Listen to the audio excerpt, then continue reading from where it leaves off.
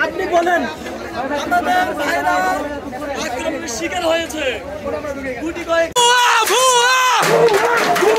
police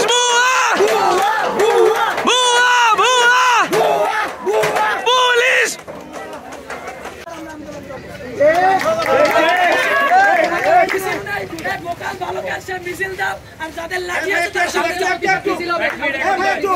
এইখানে যদি কোন গ্রুপের মডারেটর বা অ্যাডমিন থাকেন এই বিষয়ে আন্দোলন বিষয়ে কোন পোস্ট যদি আপনারা অ্যাপ্রুভ না করেন এরকম প্রমাণ হয় ওই কালকে সবাই